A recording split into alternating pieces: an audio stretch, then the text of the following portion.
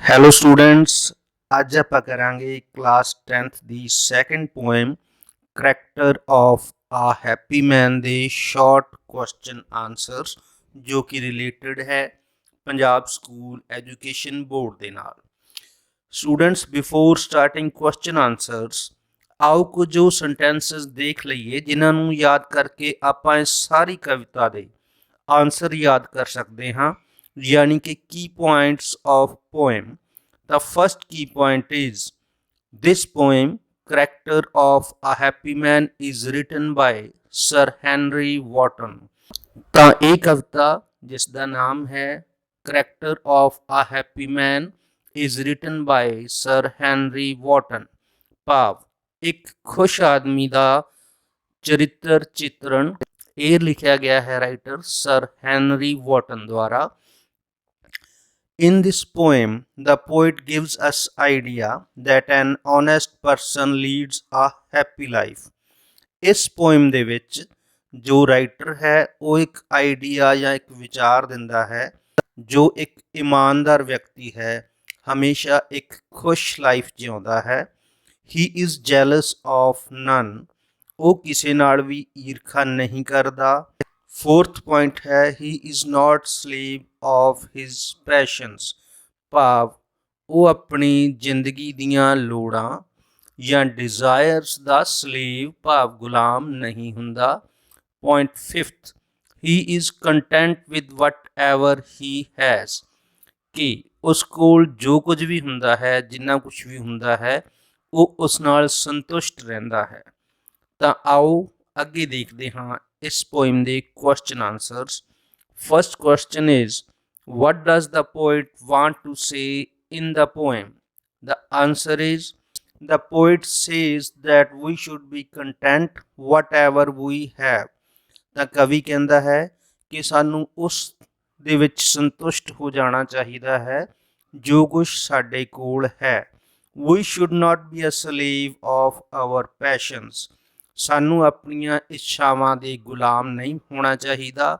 And we should be honest in our thoughts, ਅਤੇ ਸਾਨੂੰ ਆਪਣੀ ਸੋਚ ਵਿਚਾਰ ਦੇ ਵਿੱਚ ਵੀ ਇਮਾਨਦਾਰ ਹੋਣਾ ਚਾਹੀਦਾ ਹੈ।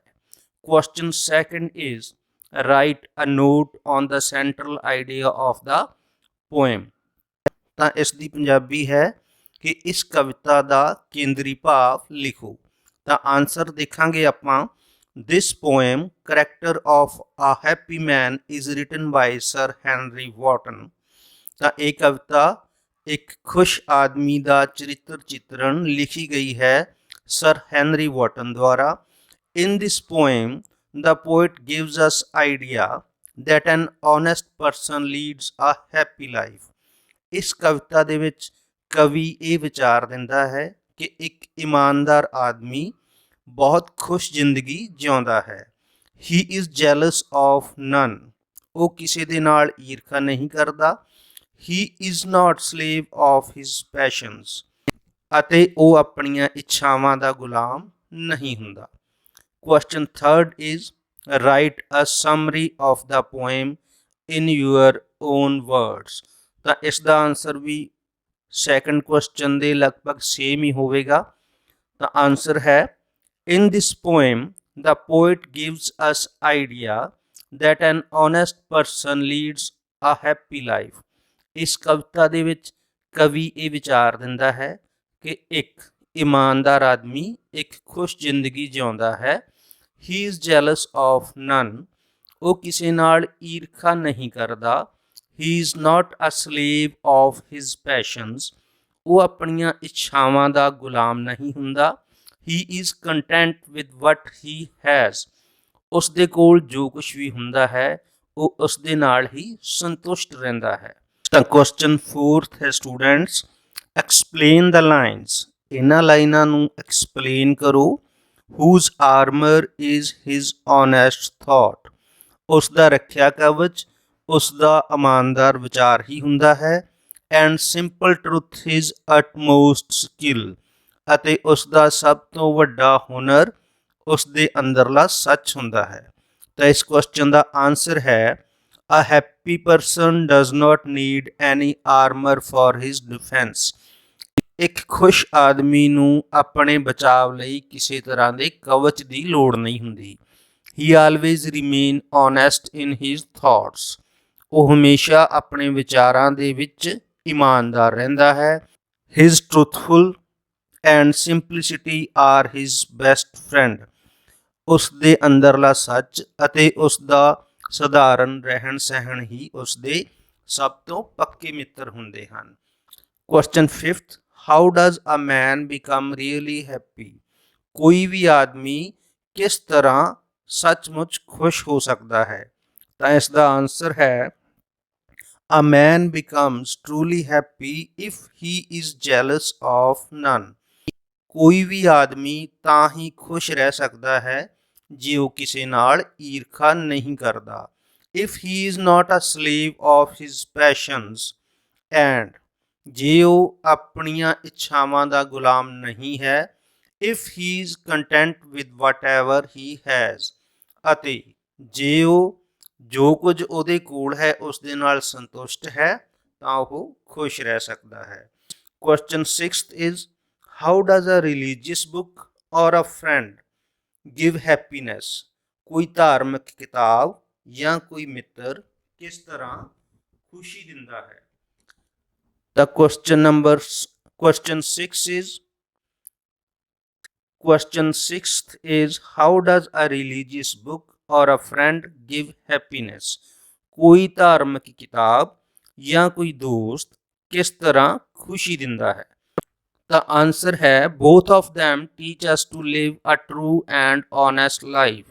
ਕਿ ਦੋਨੇ ਹੀ ਸਾਨੂੰ ਇਮਾਨਦਾਰ ਅਤੇ ਸੱਚੀ ਜ਼ਿੰਦਗੀ ਜਿਉਣ ਬਾਰੇ ਸਿਖਾਉਂਦੀਆਂ ਹਨ। An honest and best friend is like a religious book.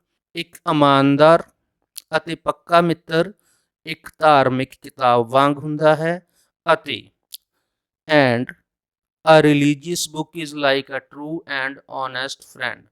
ਅਤੇ ਇੱਕ ਧਾਰਮਿਕ ਕਿਤਾਬ ਇੱਕ ਸੱਚੇ ਮਿੱਤਰ ਵਾਂਗ ਤੇ ਇਮਾਨਦਾਰ ਮਿੱਤਰ ਵਾਂਗ ਹੁੰਦੀ ਹੈ। Question 7, how does a contented man have all without having anything? ਤਾਂ ਇਸ ਦੀ ਪੰਜਾਬੀ ਹੈ ਕਿ ਇੱਕ ਸੰਤੁਸ਼ਟ ਵਿਅਕਤੀ ਕਿਸ ਤਰ੍ਹਾਂ ਮਹਿਸੂਸ ਕਰਦਾ ਹੈ ਸੰਪੂਰਨ ਜਦ ਕਿ ਉਹਦੇ ਕੋਲੇ ਕੁਝ ਵੀ ਨਹੀਂ ਹੁੰਦਾ। ਤਾਂ ਇਸ ਦਾ ਆਨਸਰ ਹੈ A contented man is not a slave of his passions. ਇੱਕ ਸੰਤੁਸ਼ਟ ਵਿਅਕਤੀ ਆਪਣੀਆਂ ਇੱਛਾਵਾਂ ਦਾ ਗੁਲਾਮ ਨਹੀਂ ਹੁੰਦਾ। He has no hope to rise up and no fear to fall. ਉਸ ਦੇ ਮਨ ਦੇ ਵਿੱਚ ਉੱਪਰ ਉੱਠਣ ਦੀ ਕੋਈ ਉਮੀਦ ਨਹੀਂ ਹੁੰਦੀ ਤੇ ਨਾ ਹੀ ਉਸ ਦੇ ਮਨ ਵਿੱਚ ਹੇਠਾਂ ਡਿੱਗਣ ਦਾ ਕੋਈ ਡਰ ਹੁੰਦਾ ਹੈ। He is master of his wants and desires. ਉਹ ਆਪਣੀਆਂ ਇੱਛਾਵਾਂ ਅਤੇ ਲੋੜਾਂ ਦਾ ਮਾਲਿਕ ਹੁੰਦਾ ਹੈ ਯਾਨੀ ਕਿ ਸੁਆਮੀ ਹੁੰਦਾ ਹੈ। Question 8, the synonyms of the following words from the poem.